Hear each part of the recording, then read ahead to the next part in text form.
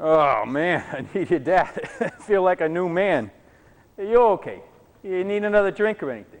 You sure? Hey, Janos, you remember the day they locked the communists out of the plant? Must have been about 50, 51. All I remember was coming up to the plant and seeing a line of guys waiting to get in. I mean, the cop at the gate was checking everyone's brass check. I mean, usually you just flashed it, you were in. On top of that, they wouldn't tell us why they were doing it. Well, the next day we found out. Newspaper had big headlines. Local communists refused entry to Bethlehem Steel. And then there was this list of 6 or 7 guys, and there it was. I mean, I couldn't believe my eyes. Alvin Elias Bittenbender, also known as Lefty California, joined the Communist Party San Diego in 1934. And then it went on to say that the FBI was going to charge him with plotting a violent overthrow of the United States government. Well, my phone started ringing off the hook. I mean, everybody knowed me and Lefty was real tight. Hell, I was there the day he got his name. It was right after the war, and they hired a bunch of new guys because they laid the women off and business was real good. Anyways, Frank asked him his name, and he says, they call me Lefty. Frank says, we got a lot of lefties around here. What's your last name? Bittenbender. So then Frank tells him how we got a Bittenbender who's a heater up at the pits, Bittenbender who's a roller on the 40 number 1, and Bittenbender who's foreman out in the beam yard. And it all started with old Fritz Bittenbender, who was a roller on the 40 number 1. Got his boys all good jobs before he retired. And the guys used to say they was born rollers. Anyways, you could tell Frank liked the guy. I mean, letting him know we didn't need any more goddamn Bittenbenders around here. So he says, where you from? California. Okay, we'll call you Lefty California. Well, me and Lefty got both put on the labor gang and found out we both liked to fish. And so I showed him all my good spots. Well, all except for that one on the Monocacy. That one I'm taking to my grave. We used to fish the Delaware a lot, bottom fishing, mostly catfish. Good eating, too. No muddy taste like most caddies got. Every once in a while you tie into a carp and the bastards will give you a hell of a fight like you've seen on TV. And the funny thing about Lefty, though, he always throwed the fish right back, no matter how big. He just pet it a little and talk to it and toss it back. I asked him one time how come he did that. I mean, it was only a goddamn fish. He says, Carl, someday the creator of the universe is going to ask us how we treated the other creatures he put on this earth. Now, I ask you, how could a guy like that plot the violent overthrow of the United States government? And not that Lefty wasn't tough, you understand. 5'6" and 210 pounds and not an ounce of fat. He was always sticking up for the underdog. I remember one time him and me were having a couple of beers at one of them joints in Allentown on 6th Street, Charlie's it was called. Anyways, this real heavy-set girl comes in, only she had a beautiful face and golden hair, and she was wearing a black dress. Must have weighed about 250. Today we'd say she has a weight problem like my old lady. Anyway, some guy says real loud, boy, how could you screw something like that? So Lefty walks over to the guy and says, I think you should apologize to the young lady. The guy just laughs and says, what are you going to do about it, you little bastard? So Lefty says, perhaps we should go outside and discuss it. So they go outside. Couldn't have been 60 seconds, Lefty's back in the bar. I never asked him what he'd done. All I know is I never seen that big son of a bitch again. So anyway, all the guys are calling me. Did you know Lefty was a communist? No. What do you think made him join the Communist Party? How the hell do I know? So I says, I think I'll go see him. He says, you better not. They'll think you're a communist too. The FBI's probably watching him. So I thought, screw him. God damn it. Lefty California's my friend. I'm going to go see him. Damn it, I thought then, and I still think now, that in this country, you can be anything you want to be, even a communist. So I drives over to Allentown. Yeah, he lives in one of those row houses they got over there. You know, they all look alike. I had an aunt who lived in one, but she died. Anyways, at first I thought I'd better park a block away, but then I figured, I'll park any place I damn well please. So I end up right in front of his house. I can still see it. It was on Turner Street. Well, I rings the bell, and his wife answers. Oh, Carl, Alvin will be happy to see you. Yeah, pretty soon Lefty comes out of the kitchen. Carl, nice to see you. Jeez, they seem happy as hell, not like they was being charged with plotting a violent overthrow of the United States government. So we all sit down in the parlor, and they offer me a drink. So I says I'll take a soda. And what I really wanted was a good stiff belt, but I figures if the FBI stops me, I don't want no alcohol on my breath. Hey, but Jano, so let me tell you about Lefty's parlor. There were bookshelves on all four walls, all full of books, too. Except on the bottom shelves were record albums. You know, the big kind that held 12-inch 78s. Must have been 100 albums, most I ever seen in one place. So just to break the ice, I says, why don't you put a record on? Lefty says, sure, what would you like to hear? How about Johnny Ray? Sorry. Well, how about Billy Eckstein? Sorry. Well, even Frank Sinatra? Sorry. So then he puts on this record of this guy playing classical piano real loud. It was like when you sit next to the band at a football game and you feel that thump in your chest. I told him I thought it was terrific. He says, that's Chopin. Well, I heard of Chopin, but I never knew he wrote stuff like that, so I asked him the name of the tune. He gets this big grin on his face, and he says, the Revolutionary Etude. Jesus, we all started laughing like hell. Anyway, so Lefty told me all about how he joined the Communist Party. Seems he was in the Navy back in 1934, stationed in San Diego, and gets into a fight with one of the chiefs and breaks the bastard's jaw. He gets booted out of the Navy. And knowing Lefty, there must have been more to it than that, you know. Maybe the chief put his arm around him or something, know what I mean, Janos? Else he'd been sent to jail for an offense like that. So anyways, there he is, 18 years old, middle of the Depression, 3,000 miles from home, no money, no job, no nothing. Well, he says the Salvation Army would give him something to eat now and then, and even a place to sleep once in a while, but none of the other red feather bastards offered any help. Well, then one day he seen this crowd in the park, and he was listening to this woman talk, and she was telling him how the Communist Party is for the working man, and how they were going to see to it that the workers were going to be employed and make a living wage, and, you know, give them some dignity. It sounded pretty good to old Lefty, so he went up to her after the speech and talked to her, and she gave him some of their pamphlets in one of their newspapers. He said after he read that stuff, he was sold, so we joined up. Besides, they gave him a job printing pamphlets, and before you know it, he was writing them too. He traveled all over the West Coast. Then the war came, and he got restless, so he joined the Merchant Marine. Then after the war, he came back to Allentown to take care of his mother, and ends up working at Bethlehem Steel. Yeah, old Lefty's gone now. Along with the 28, the 40 number 2, the 42, and the 12 and 18.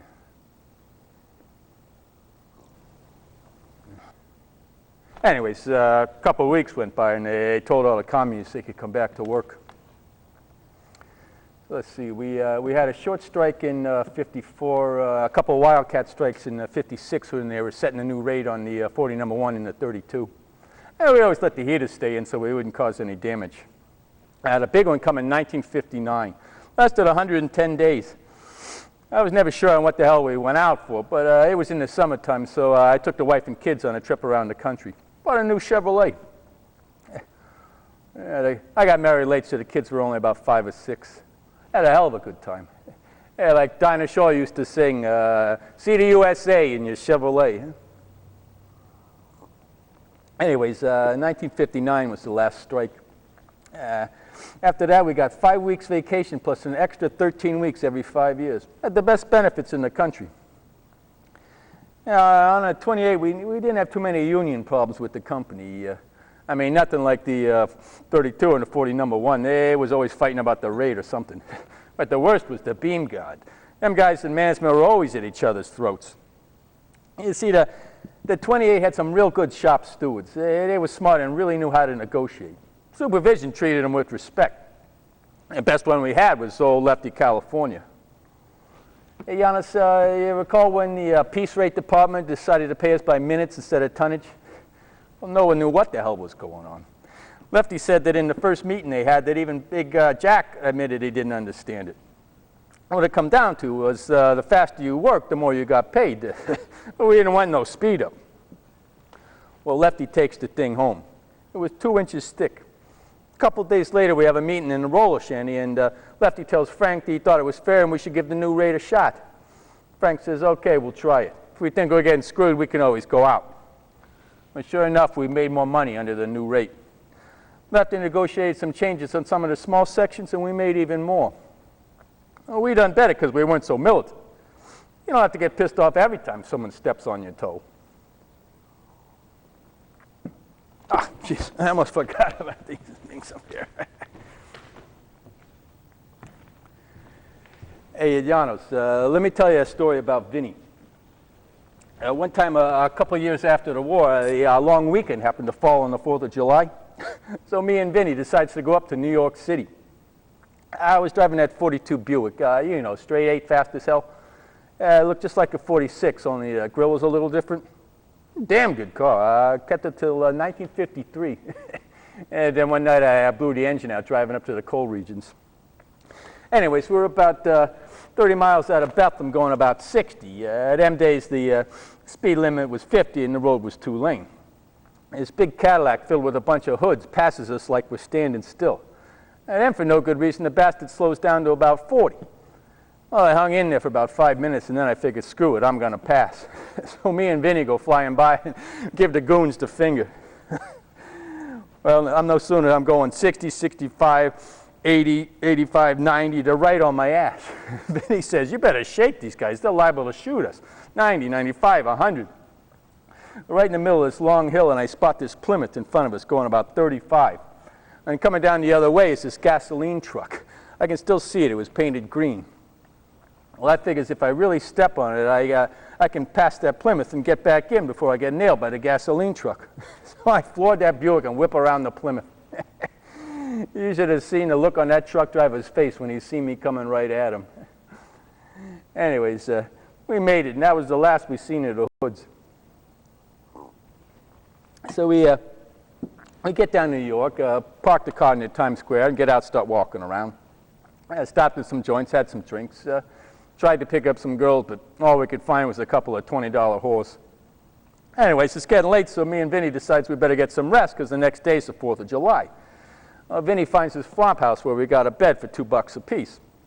I get up bright and early the next morning, get some breakfast at the automat, and then Vinny gets the idea to go out to Jones Beach, and there'll be a lot of girls out there, it being the 4th of July. Well, we go to get the car, and there's nobody around, and there's big chains across the lot. So we walk over to the car and start honking the horn like all crazy. Finally, this jerk comes out, tells us it'll cost $5 to get the car out. Yeah, we argue with him, but he won't budge, so Vinny says, give him the $5. So it cost the car $1 more to sleep than me and Vinny. Well, off we go to Jones Beach. Janos, you wouldn't have believed the traffic. They had 4-lane highways going out there, and still the cars just crawled. Gridlock like we got today. Hell, we didn't care. We were young. What's the hurry? There were cars full of broads, and we laughed and joked with them all the way to the beach. Well, we get to Jones Beach. Looked like a million cars out there. But we still got a space. The trouble was, we didn't have no bathing suits, not even a towel. Now, in them days, nobody wore shorts, so we just took off our shirts, rolled up our pants, and sat down on the sand. Well, checking the place out, we seen these 2 Italian girls sitting on a blanket listening to a portable radio. Yeah, you could tell they was Italian because they was wearing gold chains with little crosses on them. Yeah, besides, the whole family was sitting about 10 feet away. One of them was really nice, kind of thin with dark skin and black hair, like I like. So I smile at her, and she smiles back. Vinny whispers, hey, Carl, the skinny one likes you. So we walk over to the girls. They're listening to Billy Eckstine on the radio. Yeah, I apologize, you've changed. Yeah, back then, all the young broads were nuts for Billy Eckstine. So we start talking, and I says, Vinny can sing even better. Go ahead, Vinny, sing something for the girls. So we start singing the aria from Madame Butterfly. The one the girl sings. You see, what happened was Vinny's mother come over from the old country, and she loved opera. So when he was a kid, she taught him opera songs in Italian. Yeah, but when you're a kid, you sing soprano, so she taught him all the girls' parts. To this day, he only knows the girls' words. Anyway, Janos, Vinny's singing away. Everything just went quiet. I swear, even the ocean stopped its roar. People were staring at him with their mouths open. After he stopped, nobody said anything. Then all of a sudden, everybody starts clapping and shouting. This little old man walks over to Vinny, puts his arm around him. Magnifico, magnifico. Well, they walk over to the family. They're jabbering away in Italian. And pretty soon, they calls the girls over. I seen him look over at me. A couple of minutes later, Vinny comes back and says, "Okay, Carl, it's all fixed. The girls will go with us." So we stick around a few minutes, and then we take off with the girls. Mine was named Carmela.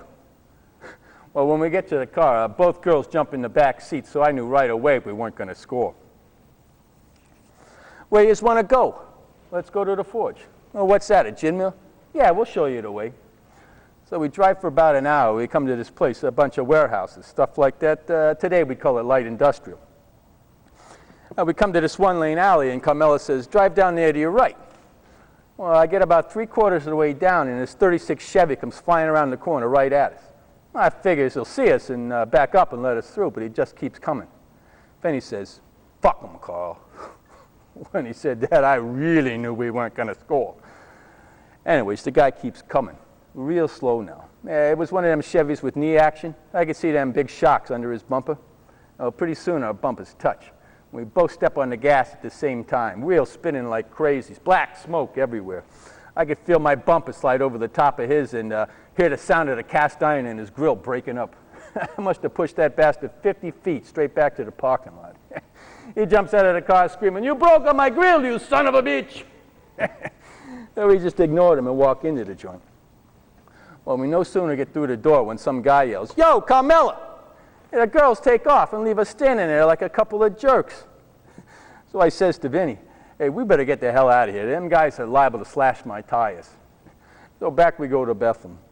We stopped in a roadhouse for supper, and since we were running short of money, we each ordered a bowl of soup for a dime and took all the free crackers we could find and dumped them into the soup. Filled us up real good.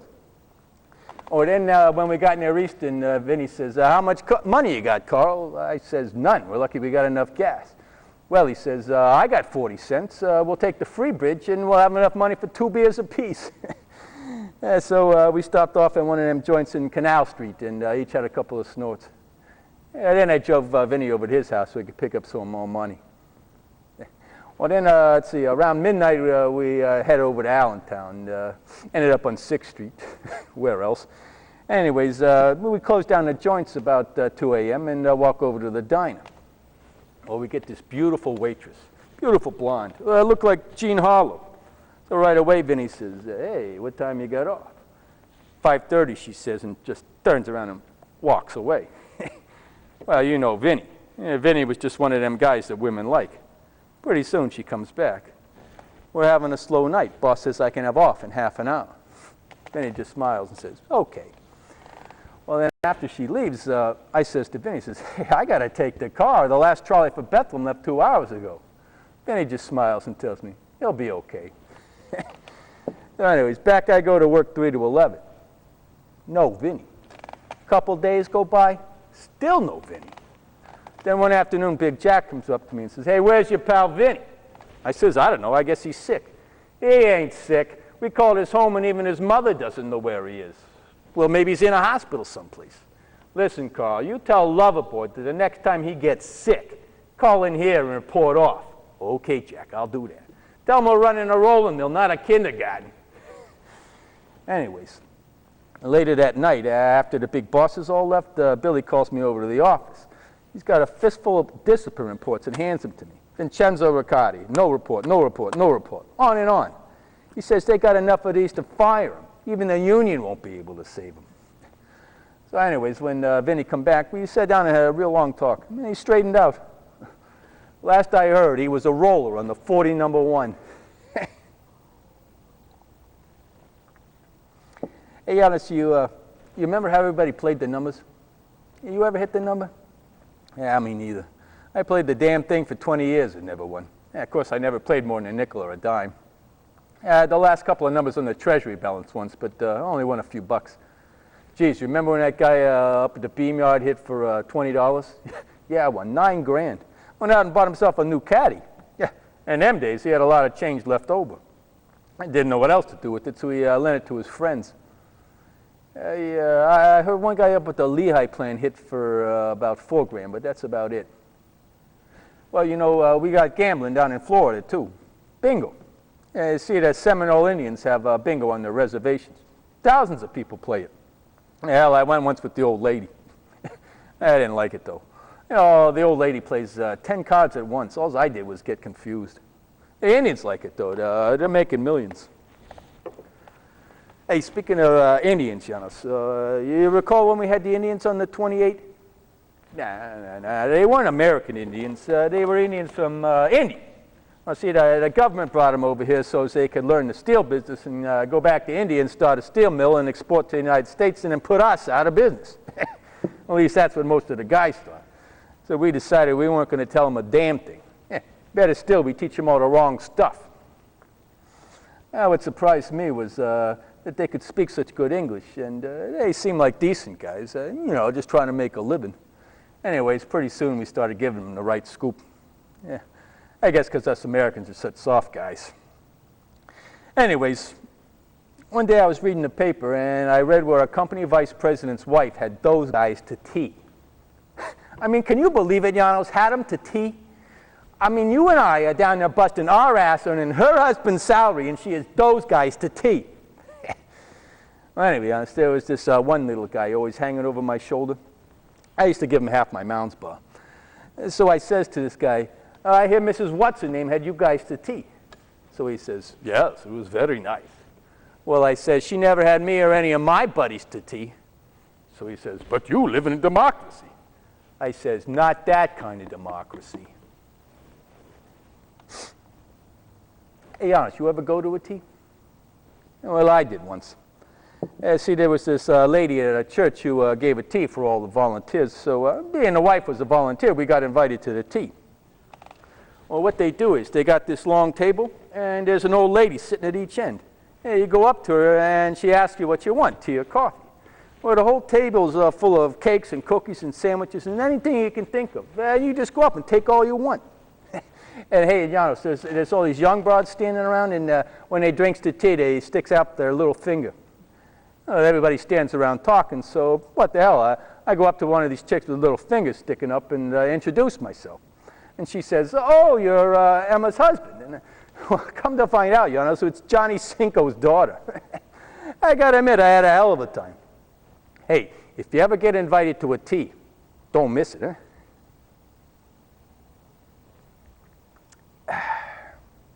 Hey, you remember Johnny Macaco? Hell, I read once where the legendary giant of the steel mills was some guy called Joe Magarak.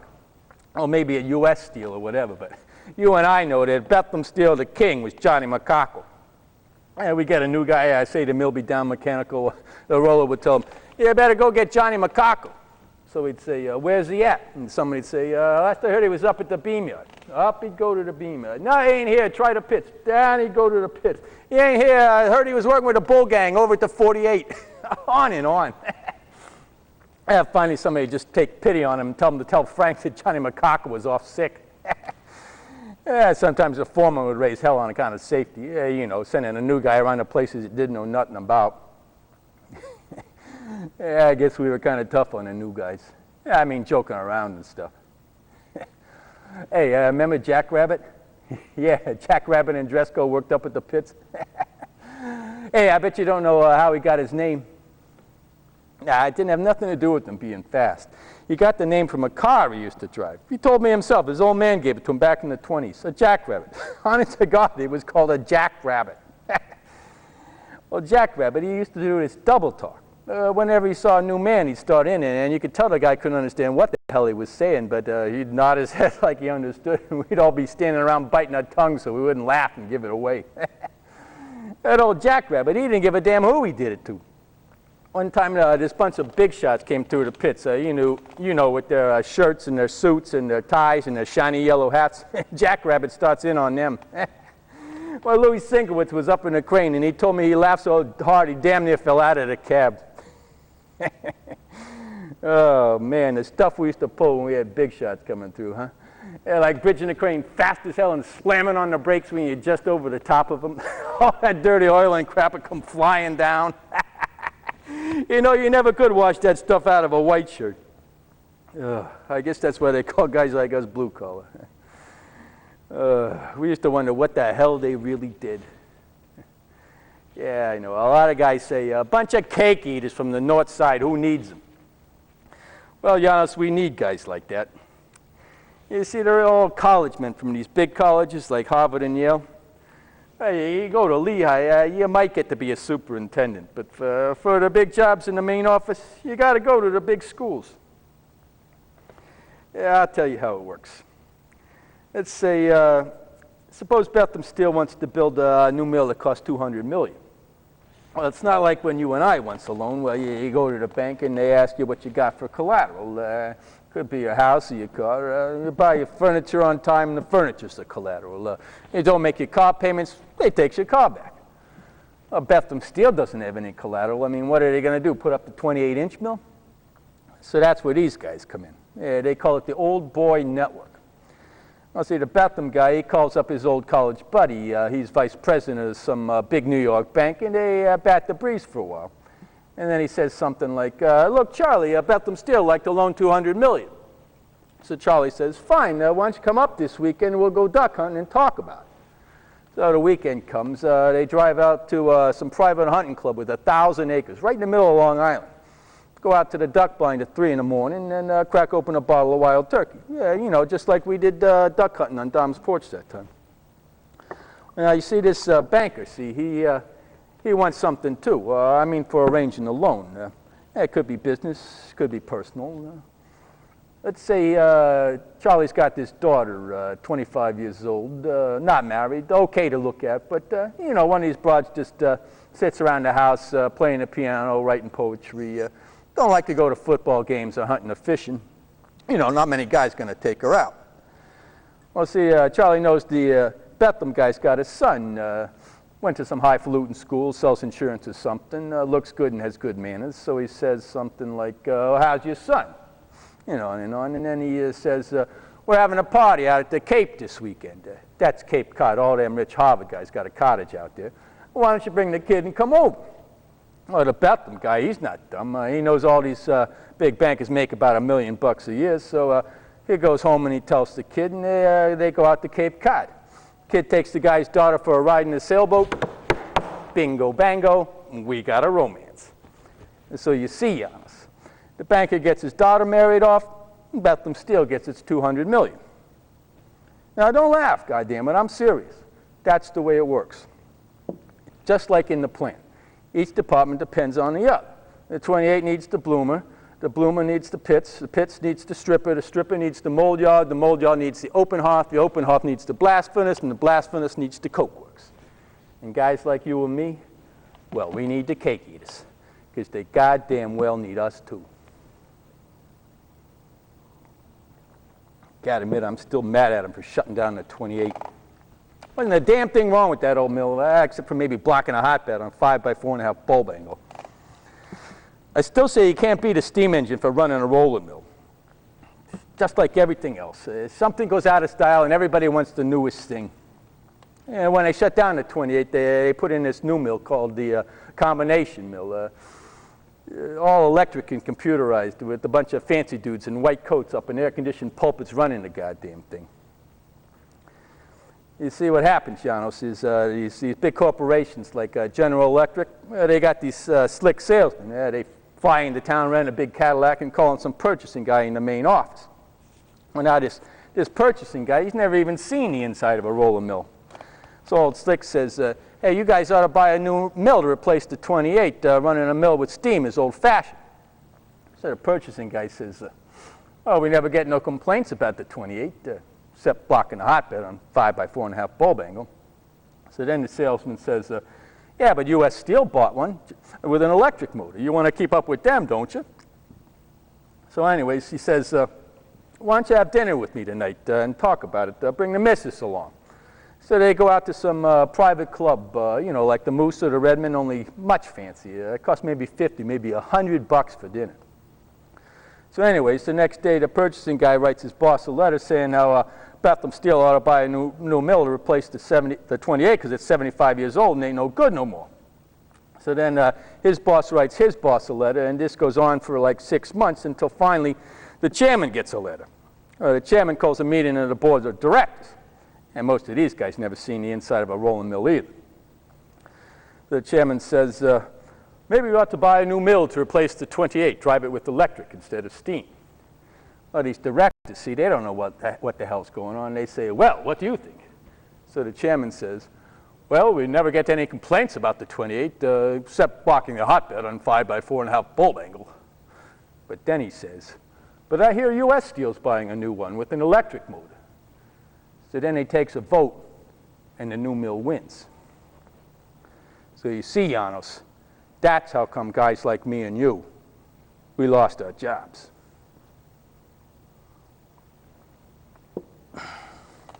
You know, Janos, I got this prostate, see. I have to get up sometimes at 4 in the morning. I can't get back to sleep, so I lie there thinking. You know, when a guy gets to be our age, you start thinking about the hereafter. You know, like the stuff the pastor talks about in church. And when I go to church, I like to sit upstairs with the choir in the balcony. But you're supposed to sit downstairs, but like I say, the wife's a volunteer, so what the hell, they let me sit up there. I get there about 10 minutes before the service, and I look over at the organ. It's just sitting there, like a big empty box. And the choir's moving and shoving the chairs around.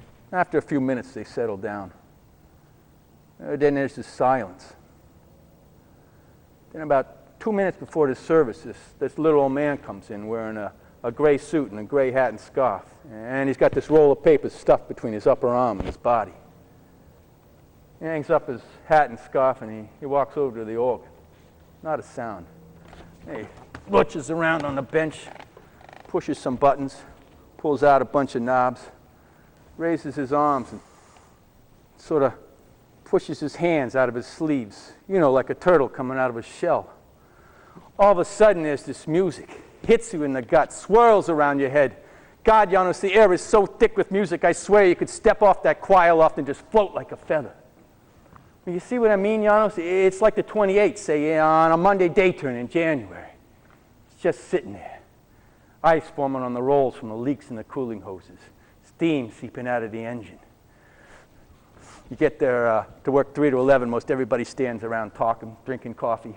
Cold as a witch's tit. About 10 to 3, the engineer starts the engine. You can hear the clatter of the rolls and see the ice breaking up. Soon everybody gets in their positions. Front rougher, back rougher, roller line, front strand, back strand, transfer crane, pusher. Roller picks up the PA. Okay, Janos, blow up. Woo-hoo! Okay, Wayne, try one. First 3 or 4 bars you can't roll because they're cold from sitting on the hearth. Transfer crane picks them up and puts them on the mill bed. First recorder picks up the PA. Okay, Janos, roll this one. Hot saw recorder, your first bar in 54 heat is in the rough. Pretty soon the assistant roller walks down to pick up his test piece. Soon there are bars coming through the rough of the strand and coming through the finisher. 15-inch channel, 8x8, 5x4.5 bulb angle, 6-inch chip, SC13S, myurea, medium manganese, low carbon, high carbon, don't make no difference, she rolls them all. Hey, Carl, still driving that 42 Buick? Hell yeah, can't afford a new one. You and Carl will have some money if you and Janos will quit driving up to Pottsville every other night. Hey, Herman just bought a new Dodge with a Hemi engine, said if it had wings it would fly. Just turn them fins around and it will. How about you, Willie? I don't know, them push buttons look pretty good to me too. Come, come, come, come, come to the church in the wildwood. Come to the church in the vale. No place is so dear to my childhood as the little brown church in the vale. Sounds nice, Wayne, real nice. Hey, Wayne, you ought to be on TV. Bad end in the strand. Hold it up, Wayne. Blow for the transfer crane. Can't roll that balloon. Put it on the transfer bed. Guide setters rush out with the sleds. Bang on the end of the bar. Hot as hell out there. Keep banging on the end of the bar. Woo! Saved the damn bar. Okay, take it slow now. Well, that's one cobble Nick won't have to burn. 20-inch mill. This is a hot saw calling. Yeah, Shy, go ahead. Listen, your 50-footers are running about 2 inches short. Okay, Shy. Johnny, turn down the finisher screws about 2 turns. Okay, Frank. Hey, Shia, they're only short on one end, aren't they? Yeah? Well, turn them around then, smart ass. Yeah, no, it's just, Shia, this is Frank. How they running now? Okay, Frank. Hot saw, this is a furnace recorder. Your last bar in 54 sheets coming through the finisher. Your first myurea's in the strand. Hey, Wayne, slow it down a bit. This myurea feels a little stiff. Hey, that steel ain't cold. You guys just don't want to work. Hey, take it easy, Ignatz. Nobody said nothing about cold steel. We just want to get through this myurea. Hey, listen, I've been heating steel in this goddamn place since before most of you guys were born, and I say that steel ain't cold. Hey, Ignatz, when you gonna take your pension? Broomshears, come in. This is Billy calling. Yeah, Billy. Listen, how many structures you got ahead of you? One on the transfer bed and one on the 32. 800 ton shears, come in. Yeah, Billy. Listen, George, you better skip the next couple of structures. You're getting ahead of the 28. Order a slab or a couple of jimmies. Okay, pal. Hey, Billy, why don't you come out of the office and visit with us for a while? They're too cold. Besides, I got to sign the time cards. I don't sign the time cards. You guys don't get paid. Hey, farmer. Oink, oink. Hey, shut up, you goddamn dago. Hey, Janos, what time you got? 7:20. Good, more than half the way through. We're going to have a good turn. 28-inch mill. This is a Bloomshears calling. Yeah, go ahead, Bloomshears. Hey, look, there's something wrong with the incline roller line. I think it might be a line shaft. Janos, blow for the mill, right? 28-inch mill foreman, come in. This is a roller calling. Yeah, Frank. Listen, college boy, you better get your ass over here. We got trouble. Janos, blow for the electrician. I got 6 more blooms out here. Then you're going to have to blow down. Janos, blow 5. Millwright foreman means big trouble. Jesus Christ, straight run 8-inch channel lightweight, got a chance to make some good money, and it blows up in our face. Well, there goes the kid's new shoes. At 28-inch mill, this is the 40 number 1 calling. Yeah, go ahead, 40 number 1. Hey, listen, we got Johnny Macaco sitting over here. You want? We should send him over. Hell yeah, tell him to bring a new line shaft with him.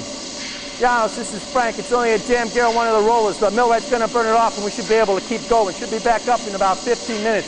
Meantime, we'll change passes. Got more than 1,000 bars on the old one. Go for the crane, get the torch over the incline roller line. Hot saw, this is a 28-inch mill foreman. Yeah, Billy, listen, put this delay on the pass change instead of on the millwright. Okay, doctor. Hey, Billy, did you fix it yourself? Hell yeah, that's the kind of stuff they teach us up in Lehigh. Janos, this is Wayne. You got a young one coming down the roller line. Engineer, did you hear that? You got a short coming in the upper. Slow it down a bit. That's it. Okay. Hot saw, this is a furnace recorder. Your last Mayaria is coming through the finisher. After that, you go on 42. Heat should be 67 straight. Okay, pal. Hey, what time you got? 10:15. All right. Hey, a hot saw recorder. How much tonnage you got through 10 o'clock? 365 tons. Man, we're going to make some dough tonight. Hey, Wayne, give us a song. Work for the night is coming.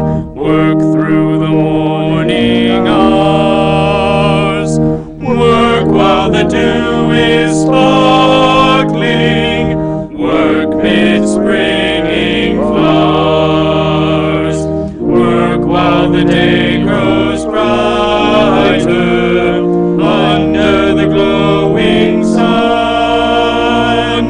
Work for the night is coming when man's work is done. On March 16, 1973, at 1:30 in the afternoon, the 28-inch mill rolled its last bar. If I told a lie, if I made you cry when I said goodbye, I'm sorry from the bottom of my heart, dear. I apologize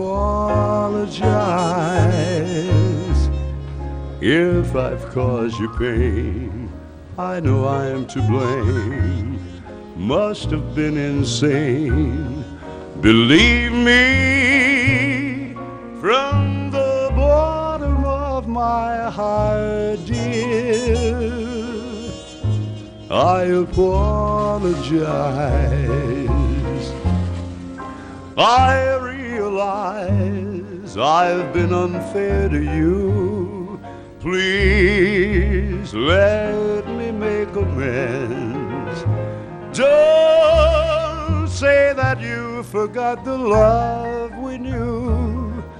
After all, we were more than friends.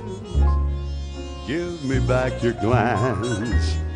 Give me back romance. Give me one more chance. Forgive me from the bottom of my heart, dear. I'll pour